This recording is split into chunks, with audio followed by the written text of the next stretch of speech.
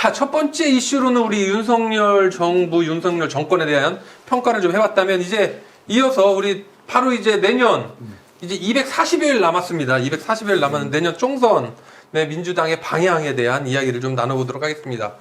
자, 내년 총선 전망 어떻게 보십니까?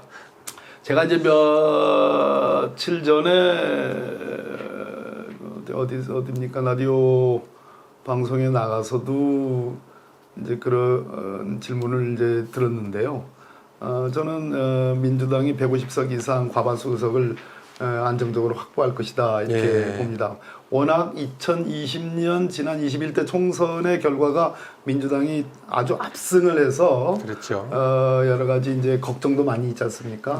또 민주당 솔직한 말씀으로 이런저런 측면에서 민주당이 과연 그렇게 많은 압도적인 의석을 미뤄줬던 국민들에게 제대로 부응을 했느냐, 그런 정치적 효능감을 줬느냐, 말 그대로 국민의 충복으로서의 역할들을 제대로 이행했느냐라는 평가는 뭐 다양하게 있을 수 있고 많이 실망하는 분들도 계십니다. 그 결과가 우리가 지난 대선에서 정권을 뺏겼고 그 직후에 이어진 지방선거에서 전국적인 패배를 기록했죠.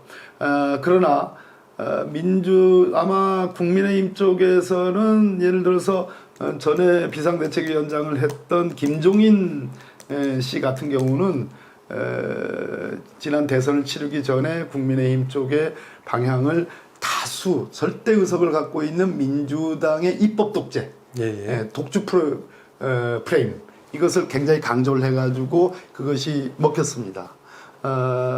그러나 지금 뭐 그때 입법 독주가 아닙니다. 우리 민주당으로서 다수 의석을 밀어준 국민의 기대 여망에 부응하기 위한 우리로서의 정당한 절차를 받고 정당한 입법권의 행사인데 그걸 입법 독주 프레임으로 엮었죠. 그 하이라이트가 뭐냐면 작년 대통령 선거 치러지기 직전에 소위 말하는 수사기소 분리법안, 검수완박 법안에 대해서 당시 김종인 위원장입니다.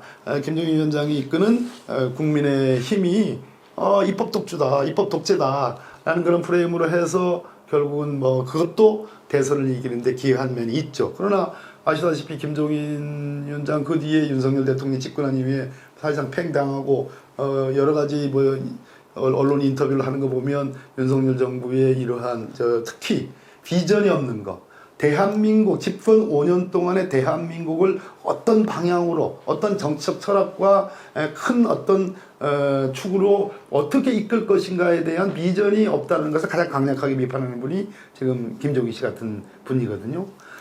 그런데 지금 제가 아까 첫 번째 질문에서도 말씀드렸듯이 폭주와 정부의 검찰 독주와 말 그대로 폭주하는 기관차와 같은 그런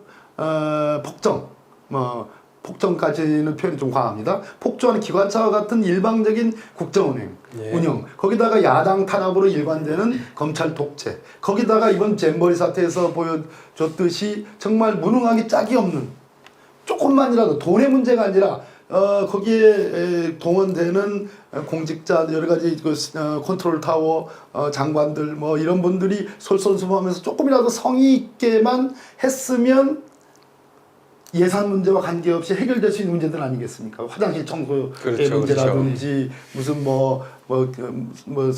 삶은 계란이 쉬었다든지 또 그늘막이 하나 더 참 온열을 차단시킬 수 있는 그런 거를 한다든지, 이게 뭐 수백억 들어가고 뭐 이런 것이 아니잖아요. 조금만 더 신경 쓰면 되는 일인데, 심지어 지금 어떤 일이 벌어집니까?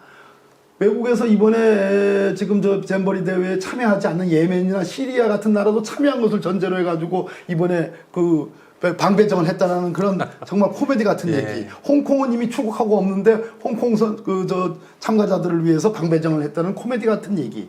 아직도 정신 차려서 잘해보겠다고 하고 대통령이 진두지휘하고 국무총리가 가가지고 화장실 청소까지 하는 진두지휘를 하는 속에서도 그런 에러가 나는 걸 보면서, 야, 윤석열 정부는 검찰 독재, 야당 탄압만 하는 것이 아니라 민생 문제 하나하나의 디테일한 행정력까지도 완전히 망가졌구나. 완전히 무능의 무능의 끝장을 보여주고 있다는 것을 다 전 정권이 잘못해서 그렇다고 그러니까 하는데. 그거를 가지고 4년 전, 5년 전에 시작했던 전 정부 이게 지금 화장실 청소 문제가 꼭 5년, 4년 준비를 해야지 되는 문제가 아니잖아요. 네, 예, 예. 그렇지 않습니까? 네, 맞습니다. 네, 그런 측면에서 지금 그래서 이제 결론을 내면 그렇게 독선과 나홀로 폭주와 무능까지 겹친 이 정부가 독선 프레임, 독주 프레임이 워낙 강하니까 야당에 대해서 이렇게 흠집을 잡는 입법 독주 프레임이 깨져버린 겁니다. 깨져버려서 결국은 국민들이 이 무능하고 독주로 일관되는 윤석열 호에 대해서 따끔한 경고의 회초리를 때려야 되겠다는 생각을 지금 국민들이 갖고 있는 거예요.